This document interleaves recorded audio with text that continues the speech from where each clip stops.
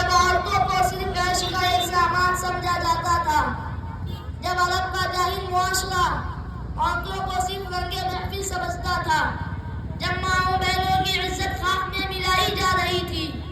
جب یورپ میں ابھی اس بات پر تحقیق جاری تھی کہ عورت بھی انسان ہوتی ہے یا نہیں، جب افلاطون جیسا فلسفی یہ کہہ رہا تھا کہ ہاں عورتوں میں بھی جان ہوتی ہے، جب بکرات جیسا دماغی یہ کہہ رہا تھا کہ عورتیں ایک پھندا ہے جو مردوں کو پھنسانے کے لیے بنایا گیا ہے، غرضے کہ دنیا کی کوئی شام ایسی نہ تھی جو عورتوں کی تحلیل پر ختم نہ ہوتی ہو، اور کوئی صبح ایسی نہ تھی جو عورتوں کے لیے غم کا پیغام نہ لاتا ہو۔ ایسے خوفناک ماحول میں ایک نبی آتے ہیں، اسلام کا پیغام لاتے ہیں، کائنات کے لیے محبت کا پیغام لاتے ہیں، جو رحمتی رحمت تھے، شفقتی شفقت تھے، وہ اس ظالم معاشرے کے خلاف یکمتنہا کھڑے ہو جاتے ہیں اور پوری طاقت کے ساتھ اعلان کرتے ہیں، لوگوں عورتوں پر ظلم و ستم مت کرو، وہ بھی تمہاری طرح ایک انسان ہے، استغفروا بالنساء